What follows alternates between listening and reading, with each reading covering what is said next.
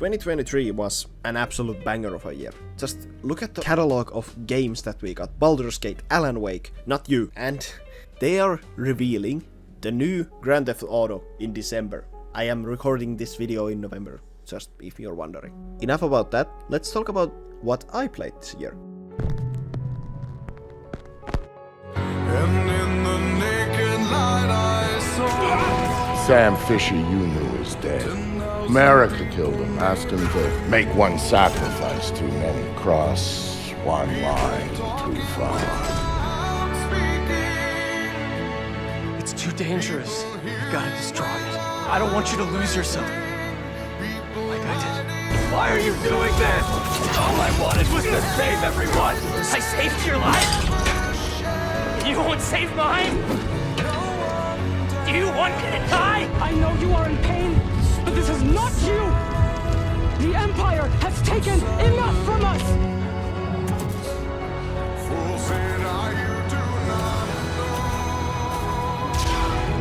He was the best of us. The toughest. He'd have fought the world barehanded. Who dares wins? Rest in peace, Johnny. So I guess I'd become what they wanted me to be, a killer. Here I was, about to execute this poor bastard like some dime store angel of death. Everyone who'd meant anything was gone. Like so many times before, I'd found myself alone, locked on a course of destruction. It was at my worst when I was at my best. It doesn't matter what's going on. I'm here for you. Don't forget that. I believed you completely. I let myself hope, really hope. For the first time in years, he didn't push me away. He sat right there and told me that I wasn't broken, that I was special, and I belonged. Except you're gone again, and I'm still here. And I don't know what to believe now. It was some operation we had, huh? And they took it away. I'm gonna rebuild it. Make a new place. Together. That we can call home. of silence.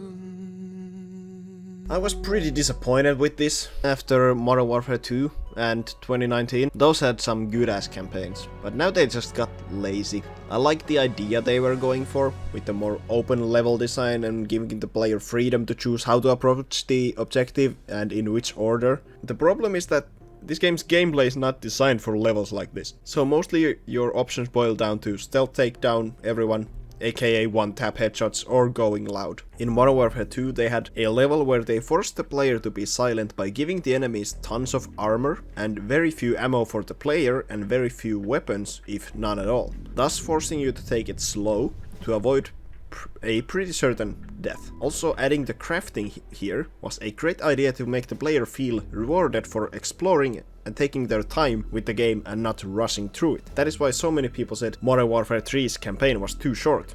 It was indeed pretty short, but due to the game giving the player all the available tools from the get-go and not punishing them for going loud and that just drives the player to instantly start running and gunning, instead of actually learning the layout of the levels like the devs seem to want us to do. Story was clearly cut from an earlier draft for a longer sequel. Just as the story finally starts to pick up pace in the latter half of the game, they end it there, and they just had to bring back the childhood trauma as well. Alan Wake is a weird game, and I think the best way to describe it is to, well, describe a scene for you. Here we have Sam Lake, the writer of the game Alan Wake 2. He plays a character called Sam Lake, who is an actor playing a character called Alex Casey in the game Alan Wake 2. There is also a character called Alex Casey in a book written by the character Alan Wake in the game Alan Wake 2. Alex Casey from the books is the Alan Wake universe's version of Max Payne.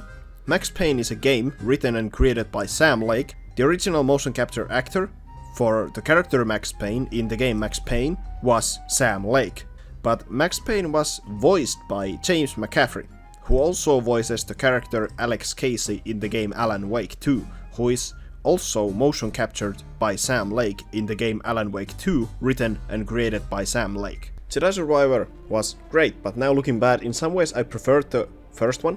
But the last third of the sequel was some of the most I've been invested in a video game antagonist. Bode even made a whole ass video on the dude. The story kinda started off slow, but the gameplay carried it pretty much. Combat just goes hard.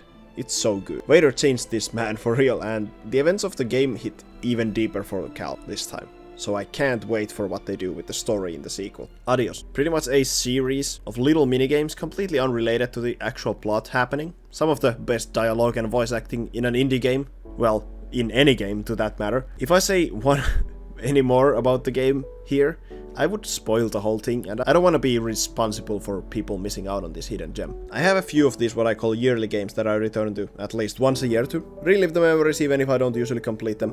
Like Uncharted 4 for example, and Souls games overall. Witcher 3 is not one of those games, but I have played through it now multiple times. Such a huge fan of the game. There's so much content that returning to it yearly is just too often, as it usually takes me about a year to complete the game. Still, some of the best quest lines in any RPG, and some of the coolest characters as well, and the DLC is just wow. Blood and Wine is almost a complete game, and Hearts of Stone has some of the best quest stories in the game. A person someone might call a gamer.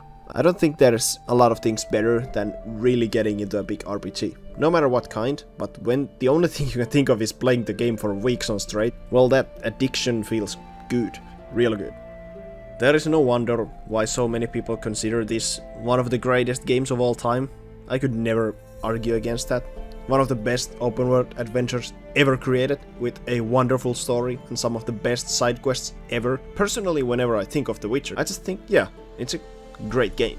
Excellent even, but for some reason I don't get as hyper when talking about it as much as I do with so many other games, even some lesser experiences. There is no doubt that this game is one of the most expertly crafted open world single player games. The gameplay, regardless of its problems, is well put together and works pretty much flawlessly. Combat is probably the worst aspect, but even that is pretty decent. Mostly relies on proper preparation before the actual fighting starts. With a few adjustments to dodging and blocking, the combat could reach heights of Assassin's Creed Unity or even Arkham games. I played Advanced Warfare out of all things, thanks to my friend for recommending it. A solid campaign, but one scene really that stood out to me was the prison scene. The prisoners don't even have cells and are put in literal boxes like some kind of object and then brutally discarded in mass executions. One of the most horrifying depictions of a penitentiary that I've seen in media. I tend to revisit this game from time to time, but not nearly as often as many of my other favorites, but every time I do, I am hooked. There are some elements that really bug me in this game, like the amount of grinding and fetch quests you have to do just to progress the story. That story being the best part for me. The gameplay isn't my cup of tea, so I tend to lean into that easy difficulty so I can just relax and enjoy the plot. The world design is artistically amazing, although slightly generic. This game was an early PS4 title, so graphics were clearly a big focus. Usually this type of style doesn't age too well, but I think the game holds up okay. Especially I like the character designs. Not only do they look expressive, the amount of different faces is outstanding, and the character creation is also excellent, and that is a very important thing for me in an RPG. I am huge on making my characters just my own. Not only do I want them to look cool, I really enjoy incorporating different personalities to the types of characters I choose for my stories. I remember years ago mentioning this game's music in a video of mine, stating that it's excellent, and yes, this is still true. Not the most memorable OST of all time, and certainly not anything special when it comes to originality, but it manages to create an atmosphere many RPGs dream of. The feeling it gives is like this bombastic battle with a generic orchestral, but the melody and the slow pace of the songs makes it sound so eerie and even sad.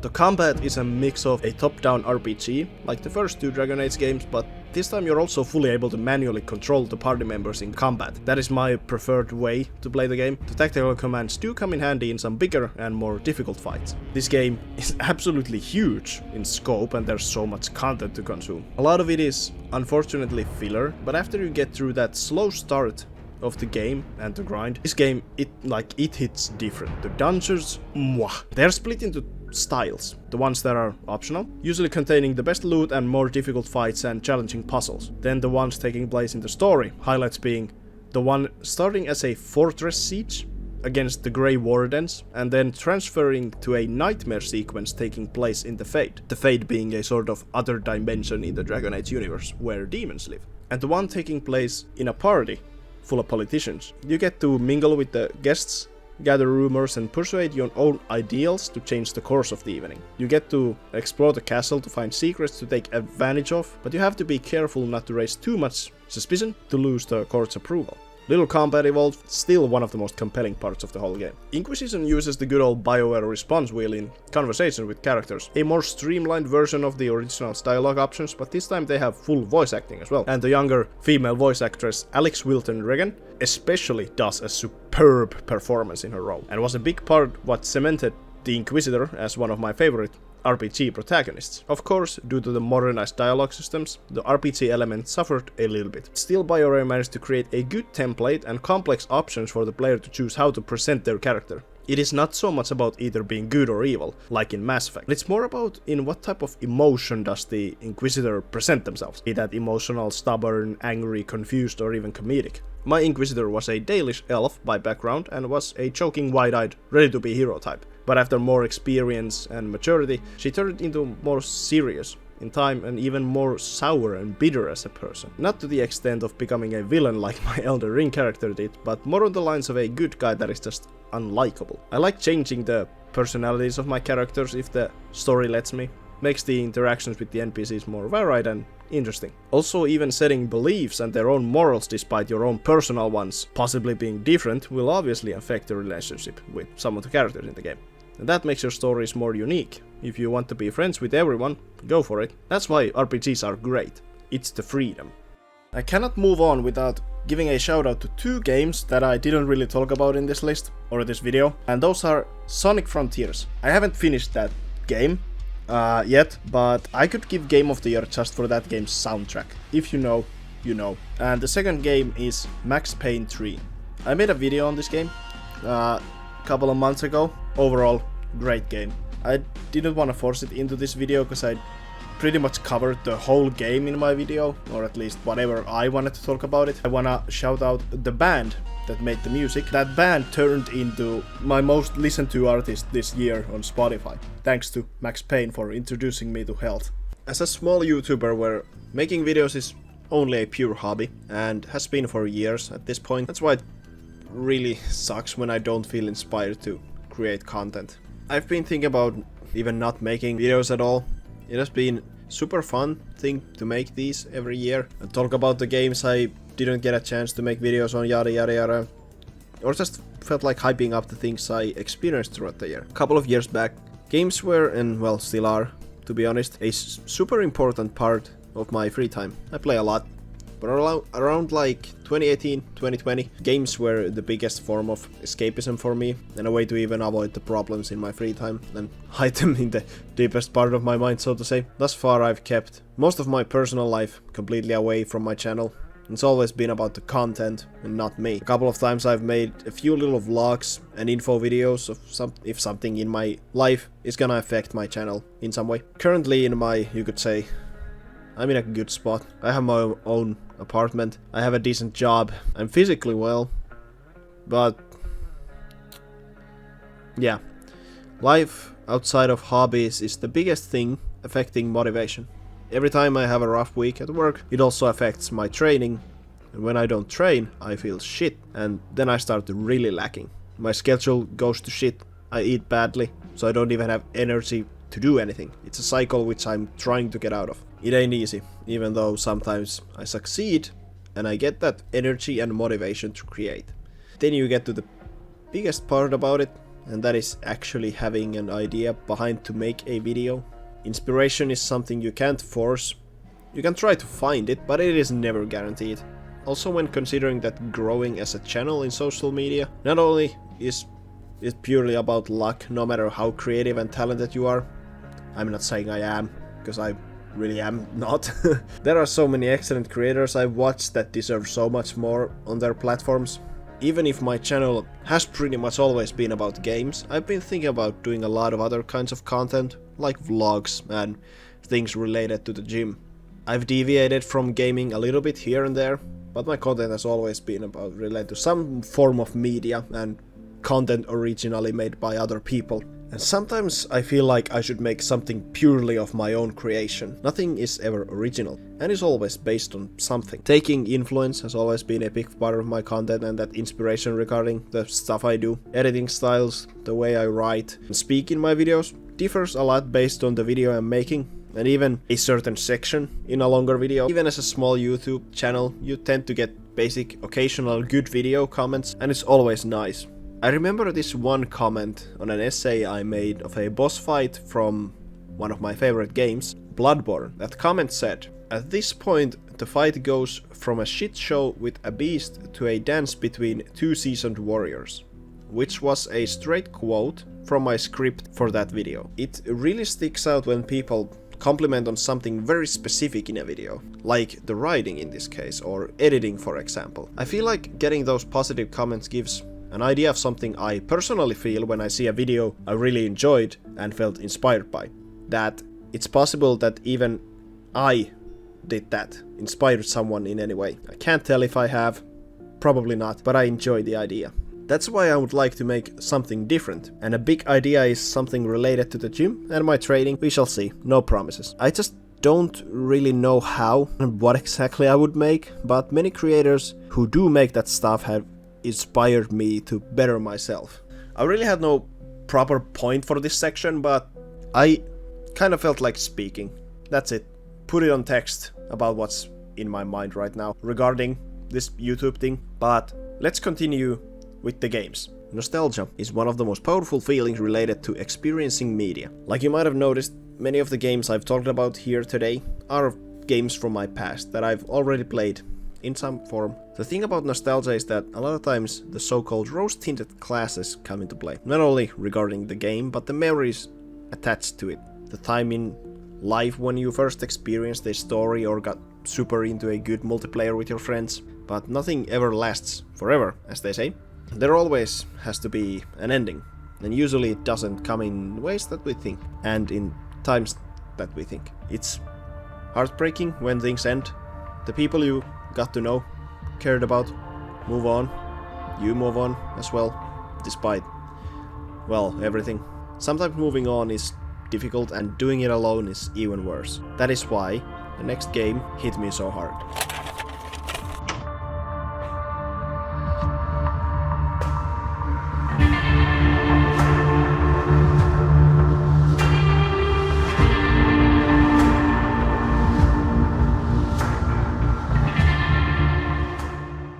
Okay, so if I sound weird now in this current section of the video, it's because I have been sick for, 2 weeks now in a row. I've slowly been getting my voice back, so now I'm actually able to record. Back in the days, I never played this particular version of Double Agent. I personally owned the PS3 version. It had completely different missions and story, and is considered the canon version. But now after completing this version on the PS2, I might prefer this one, mostly because it works better and the level design is more akin to Chaos Theory, which I like. There are multiple versions of every Splinter Cell games with bonus levels for every version, and Double Agent is no different. On the PS2, there's a couple. Sam hallucinates some of his old missions as sort of flashbacks and distorted memories. Nothing like this was in the PS3 version, and it seemed like Sam's daughter's death was only used as an excuse for the story, and was never mentioned after, until the sequel that is. This is partly a part of this version too, which is upsetting. At least it is like noted here more often, considering the fact that this event was Sam's main motivation to even partake in the mission of infiltrating the terrorist organization as a double agent. It feels weird, considering the newer version is considered canon. The story and the characters, especially Sam, feel way more cohesive considering the next game in the series, Splinter Cell Conviction. The next gen version gave us more of a withdrawn Sam, but here he seems a lot more angry. The first mission in Iceland still has the good old jokester Sam, and the dialogue feels somehow even better compared to Chaos Theory, where it was already top tier. Then after the tragedy takes place and we get the time skip, Sam has turned from the somehow always positive and even dire situation to this bitter and sad old man. Sam is yet again expertly portrayed by the legendary Micro Ironside. The line delivery has clearly taken a turn though, and Sam sounds tired, like Ironside describes the character himself. Almost like a weapon the government's used too many times. This version of the game has a ton of bonus content as well, and some of the most unique missions. These optional levels are flashbacks, like I already mentioned, to Sam's past, but there's a twist. They aren't exactly just operations he went through back in the day, but feel more like dreams or distorted memories. Sam imagines himself in a situation with his daughter being kidnapped by some mysterious group, and your goal is to kill all of them and save Sarah. But as you know, she has already passed by this point. Double Agent is a very lonely game. A big part of the early series was the banter and the dialogue between the main cast, especially during the missions. Yeah, there's still the occasional dialogue to give you an objective and comment on your success. Often you'll be finding yourself in complete silence most of your playthrough. Well, not exactly, as there's the obvious part of the music and the environmental sound. The music, which I think fights for the best OST in the series between this game and Chaos Theory. The tracks manage to bring in so much emotion, but still never stray from that suspense the soundtracks are known for. That pivotal moment near the end of the Iceland mission, when the mission takes a dark turn, the music before this sounded very similar to what we know, but then evolves into something new and exciting and even tragic.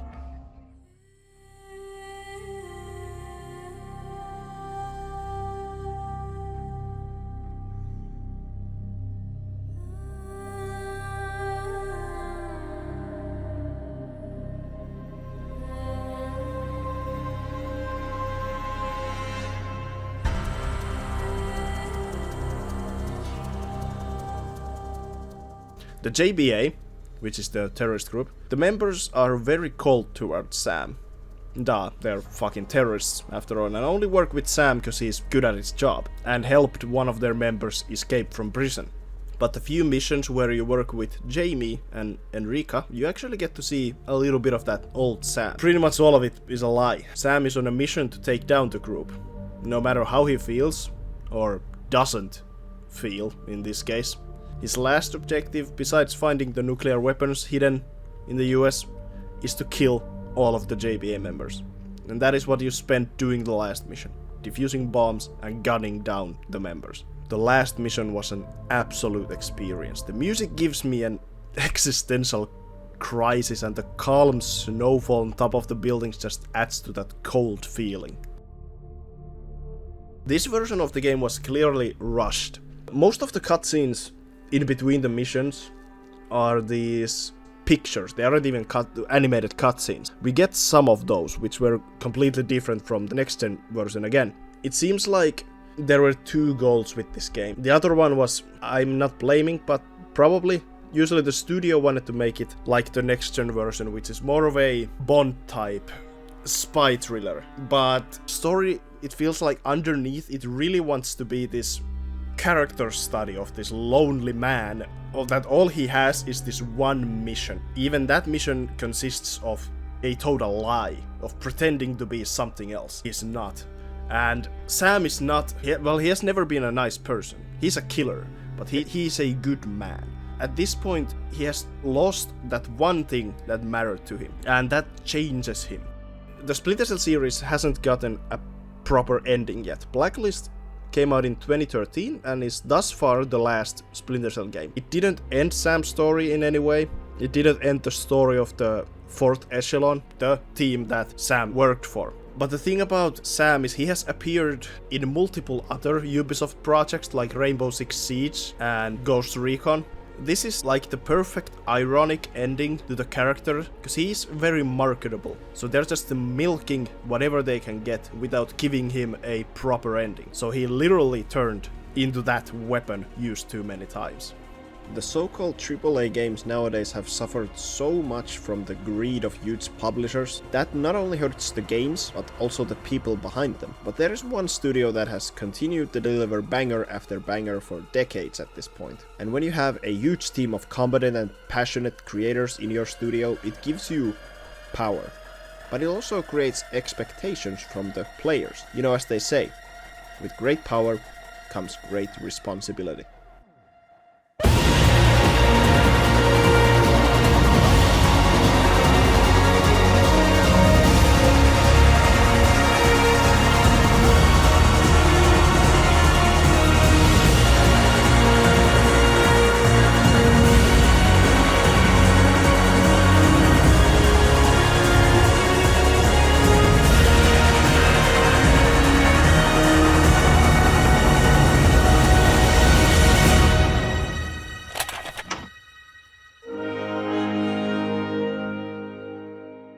It is incredible that a game like this exists. The gameplay, the music, the graphics, the story and the world design, when it all comes together this well, not only do you have a serious Game of the Year contender, but even one of the best games on the PS5. I could go into all that. This game really makes you feel like Spider-Man, the thing that everyone talks about, yada yada yada. But what does it mean to be Spider-Man? Remember, when in Across the Spider-Verse, Miguel, the Spider-Man from the future, said being Spider-Man is a sacrifice, which in context is only partly true. The first PS4 game showed that sacrifice is part of being Spider-Man, but again in Across the Spider-Verse, Miles is the one who shows what it really means to be Spider-Man. Yes, you gotta be ready to lose a part of your life to commit to being a superhero. Spider-Man is someone who, no matter what, is ready to save everyone. That is what a hero is. Ready to give second chances even for the worst of people and always be there to save others, even if it means to go against the whole world itself. I personally feel the first game's story is still the strongest in the series. The gameplay is somehow even better. The movement was already S tier in the first two, but the wingsuit adds a whole new level of depth and speed to it.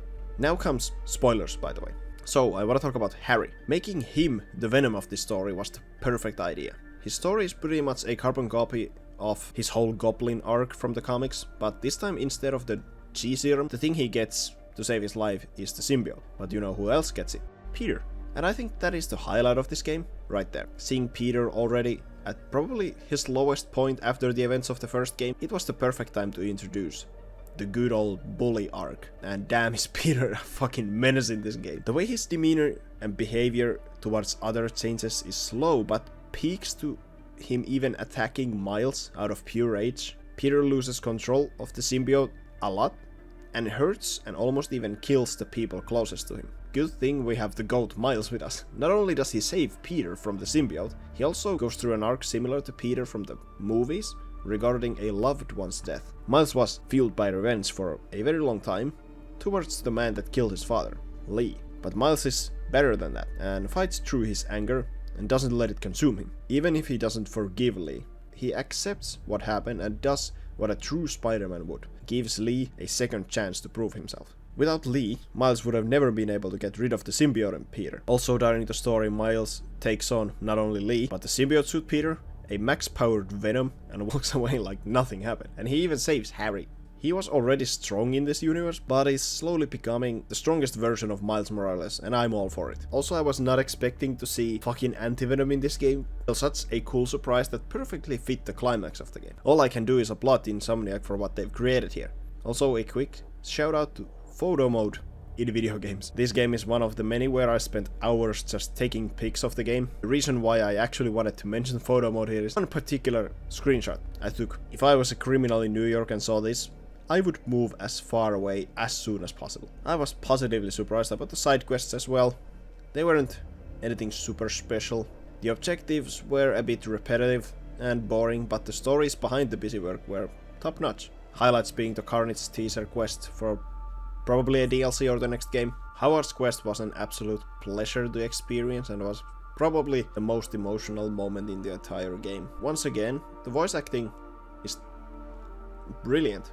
Yuri Lowenthal was already nominated for his role in the first game as Peter for the best actor in a video game, and this time you can hear him give it his all. He's so good in this game, like I'm almost speechless to how brilliant his portrayal of Peter's Payne was. So good, and he deserves not only a nomination this year, but I would say from what I've seen thus far, I think he should win it.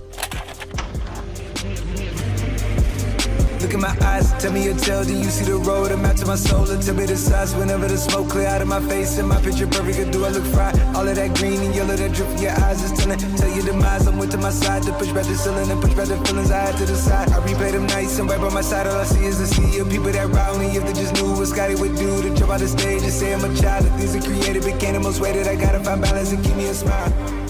I don't think I have to explain too much why this game is on the list. I feel like whatever I talk about from this game has been dissected to atoms already by someone, and also by me as well, as I've already talked about it Elden Ring in 2 separate videos already, so I'm gonna leave you with just this. Elden Ring might be the greatest game ever made. It is not my personal favorite, but everything it does is so close to perfection that most likely no other game will ever pass it. But if I had to say one thing that really stuck out to me, it would be hard to identify any one favorite thing. Elden Ring may not be the best Souls game story, it may not have the best bosses, nor the best world design, but what it does have, well, all of those down to such detail and world-class work that this game will go down in history as one of the most games of all time, if anything else. Truly an experience that will be talked about for years to come. One of my most replayed games ever, but ironically I've only ever finished it once. As you know, the game is fucking long. Kojima managed to make the snake with the least dialogue have one of the most compelling story. Venom is a sick man, literally. Due to his severe PTSD, his mental state has deteriorated to a disturbing degree, suffering from things like dissociative amnesia, so he literally visions events that never happened. And Venom as a character is pretty much a big metaphor for personality disorders. Personally, I have only played some of the Metal Gear games, but I am very excited because I got the OG trilogy on my PS5 and I can finally properly start my MGS journey.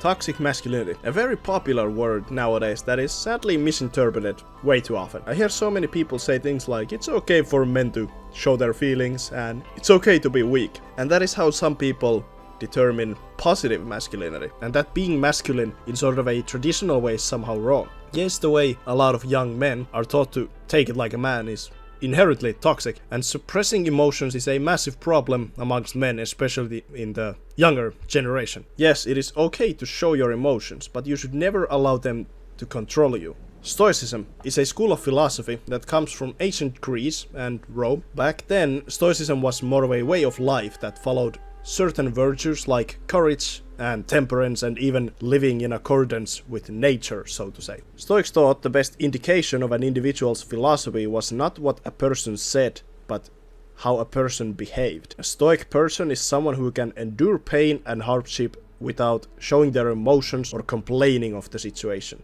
So, taking things with stride. This is how Stoicism and that older generational masculinity go hand in hand. That saying, take it like a man, often refers to someone telling you not to show emotion even when faced with those hardships. Often people tend to take it as a do not feel emotion, which is where the actual toxic part comes in. Being deprived of emotion is not a way to control them, and just shows weakness in a person. Emotional outbursts are horrible to experience, but they are a part of life. Sometimes losing control over your emotions is completely justified, as that just means you're human. A popular thing nowadays society is romanticizing men who never show emotion and are even completely unable to feel them, even the positive ones. The videos and texts seen on the internet about movies and games, for example, where you see one of these types of characters being shown as a positive. It is the easiest sign of either them completely misunderstanding that piece of media or the misunderstanding of what masculinity and stoicism is really about. Metal Gear Solid 5 has one of the most complex stories I've ever gotten to experience in any media. And there is so many different things that you could write. Not just one, but even a series of books just to analyze the story. But we are not here for that now. About Ahab. He is a man forced into this terrible war, and the things he has to endure physically and emotionally are something no man should have to witness. He is a man of few words and even fewer emotions. the exact opposite of the other main character in the MGS series, John, or Big Boss. John as an extremely talkative man that sadly turns into a shell of himself later in the series. But he always holds to his values as a true man of stoicism. A super soldier that faces many highly stressful situations, he is able to manage his emotions and stay composed, even when he has to kill a person very dear to him. But later it is shown that this had an immense effect on him. He shows these emotions, like a true man does. This literally me format is very popular right now and heavily relies on characters in media that fall into the category of toxically masculine men. Emotionally toxic masculine men, to be more specific. But often the people who make these edits are the ones that actually did relate to these characters due to that toxic way of thinking. The toxic stoicism of instead of controlling your emotions but completely suppressing them even when going through some of the most emotionally devastating things a person can face.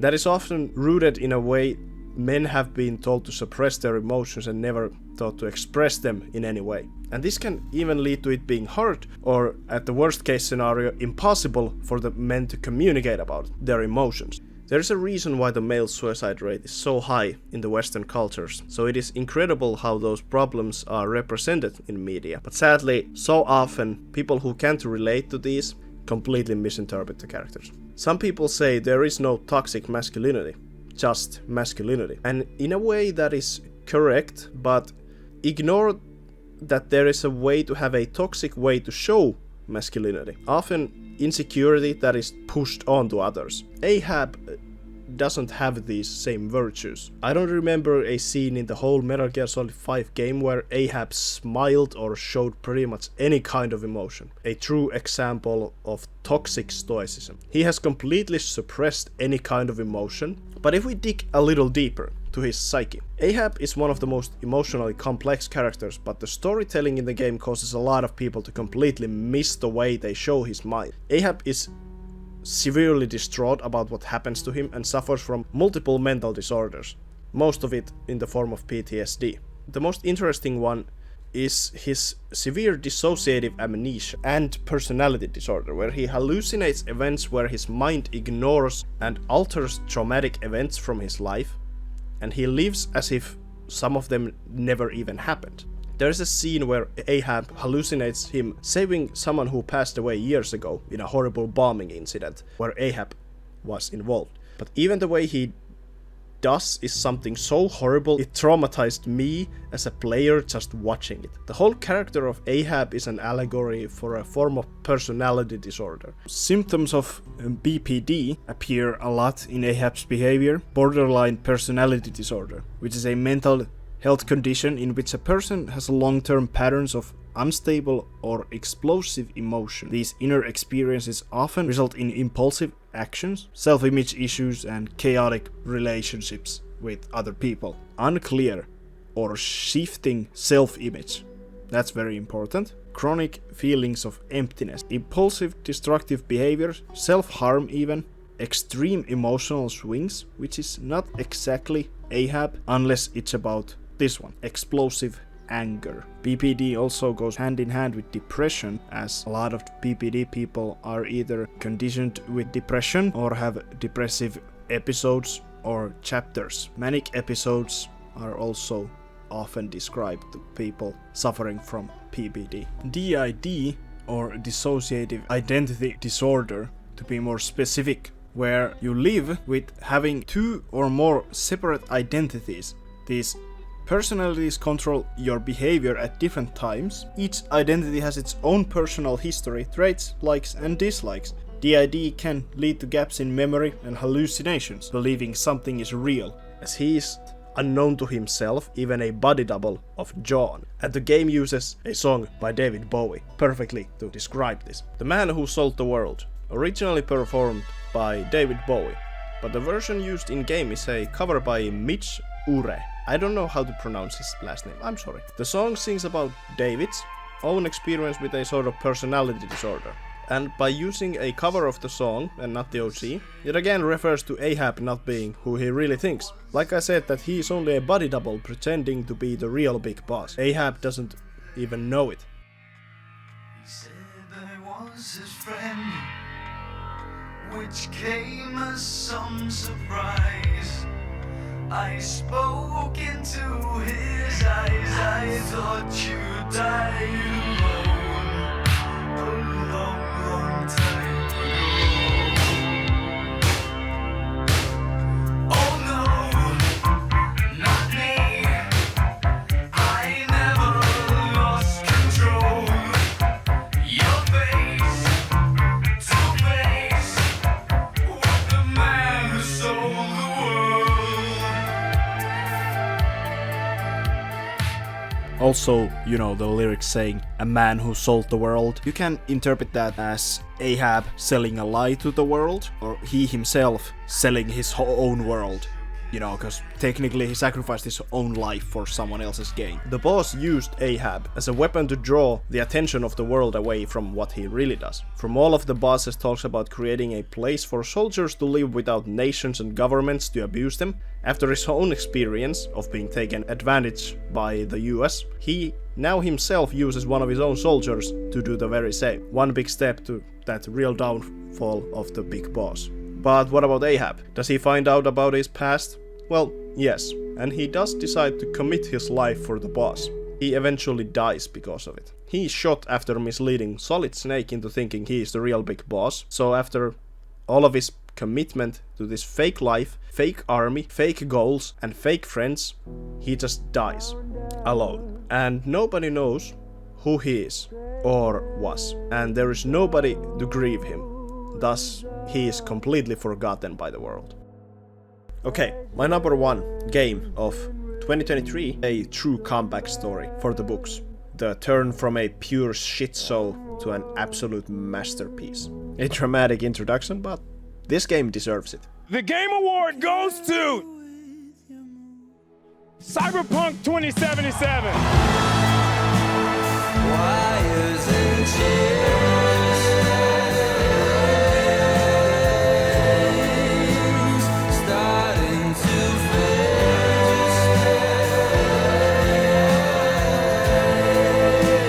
It feels like There's gotta be a way out of this. You've changed. For the worse. I'm dying. There's nothing can stop that. I think this is it, kiddo.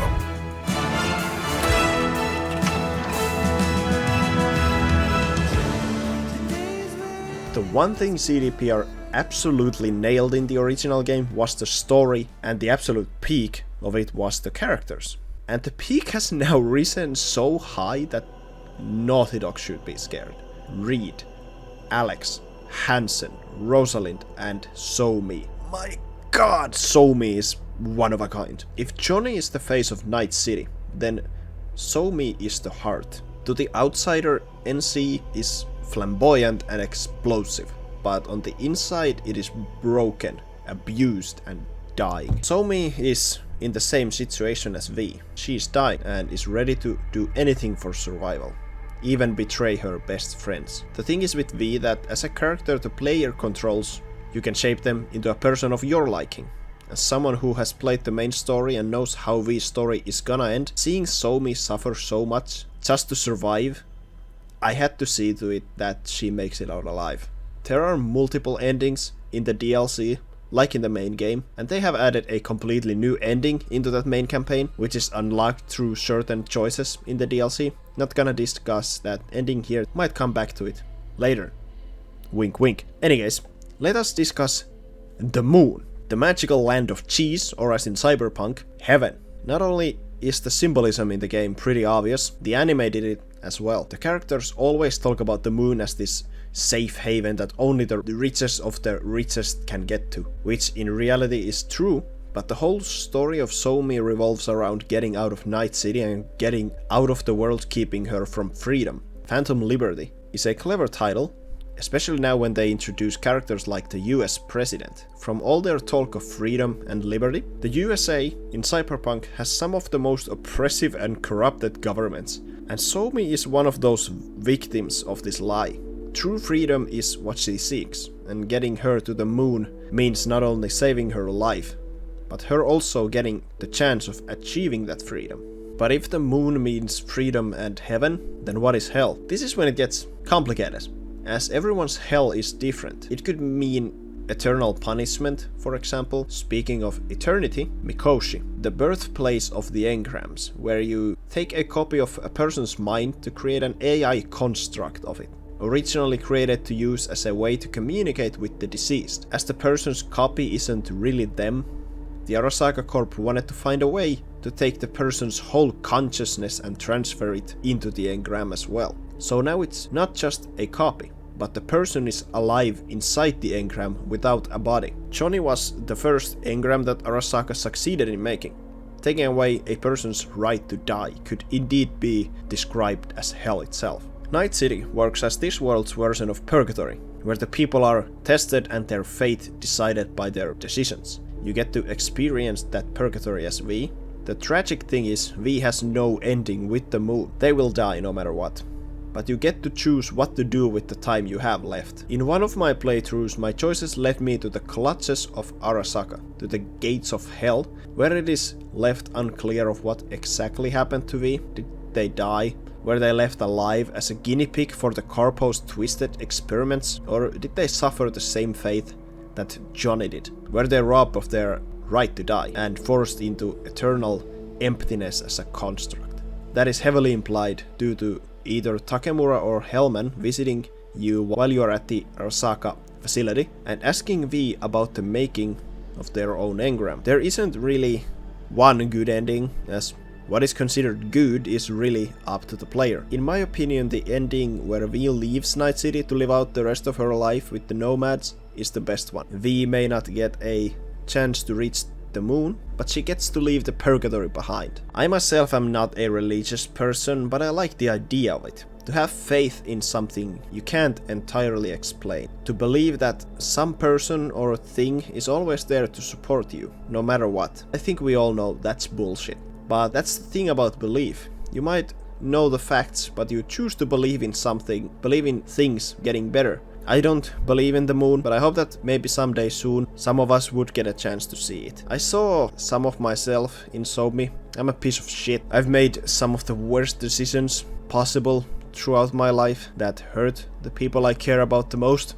Regret is something I'll never get rid of. And I'm scared that because of what I've done, I won't get to see the moon.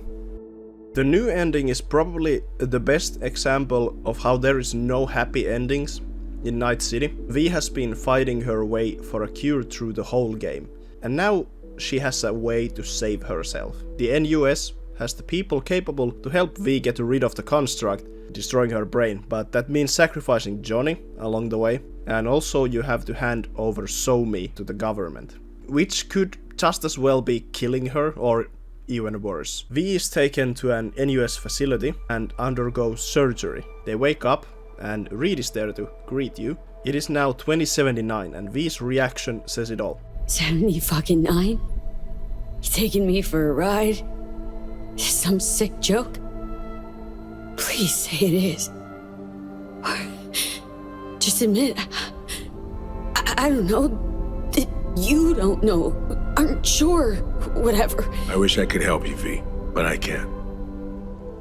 2 years is a long time, especially when none of V's friends knew where she was. Most of them thought she was most likely killed. The phone calls after waking up with your friends are heartbreaking and truly shows what kind of people you were actually friends with. Throughout the whole game, the character quests take a very familiar RPG character questline road where you meet the character, they ask you for help, you spend time with them, help them a bit more, and now you're friends. Or sometimes even more. In many of the other endings, you have the ability to attack the Arasaka Tower with the help of either the crew of Afterlife or the Aldecaldo nomad clan. One of those nomads being Panam, one of the main side characters in the game. So here the people you've helped will finally answer V's call to this time help her instead. Returning the favor, so to say. In the new ending when V leaves, finally being able to save themselves instead of helping others. This time they make the selfish call. For once, they choose themselves over others. Most of your friends have moved on after such a long time, like Judy, who has moved out of NC and found love. Vic has a new job and a clinic, and Misty is moving out of Night City as well. Completely understandable, even though bittersweet. Then there's the others. Kerry acts like Kerry usually does. He does offer some financial help for V, but those two were never that close even. The real ones that hurt when you try to contact Panam and River. River answers you, and you go back and forth for a while, and he does seem happy that you're alive and doing well, even if he is mad at you for disappearing. Then V asks if they could meet. Just meet. V, who has lost everything and sacrificed even more and never asked for anything in return, now asks to be with their friend, and they hung up on you. Then you call Panam, but she doesn't answer. Okay, I thought sometimes people just don't, people don't always pick up instantly. You can leave her a message afterwards explaining your whole situation. That's when the wait started. Only in the end credits you hear something back. And it isn't even Panam, it's Mitch. And he has clearly heard your message to Panam, and she probably did as well. But she won't call you. And it seems Mitch calls you purely out of courtesy, not as a messenger for Panam. But he tells you to never contact her again. Yes, disappearing on your friends is a horrible thing. We never meant to do that, and clearly explained it in the message. But due to how Mitch puts it, Panam took a while to get back on her feet. So she wasn't doing well, understandable. But now, finally, when V reaches out, Panam had the chance to really show how she cared about them. Again, all V asked was to be able to speak with their friend, and Panam isn't even able to give you that. V gave everything to the Aldecaldos, and especially Panam. Without hesitation, V was there to support her and help in any way they could. What does V get in return? Nothing. The only person willing to help V is Vic. He doesn't even hesitate with it. So we head back to Night City, and the place has changed. It looks a bit more like Dogtown now, and even more industrial than before. Yeah, Vic and his clinic aren't the same as before, but he's still V's friend, was from the beginning, and always will be. Victor confirms what Reed told earlier, that V is unable to work any implants anymore, and will stay this way. Stay normal, so to say. V takes off from the clinic and stumbles upon Misty, who looks well. She's rocking even a new hairstyle and Jackie's old jacket. This ending doesn't stop from pulling your heartstrings. Seeing V without their implants and with a shaved surgery head, they just look weak and sad. That's exactly how I felt watching this. Probably the most powerful way of Cyberpunk's The Only cutscene in third person is the ending, with showing V this way. Changed so much. It hurts. V now has a chance at life. Finally able to move on from everything and live their life, but at what cost? So now finally, after 3 years since the game's launch, the ending song, you could even say main theme of the game, finally makes sense. Never fade away. The one thing Johnny and V, and most likely many others everywhere, are afraid is being forgotten. And now, in this ending, that is exactly V's fate. Fading into the crowd. Johnny probably put it the best. The worst thing you can take away from someone, it ain't their loved ones, or even their life. It's their identity.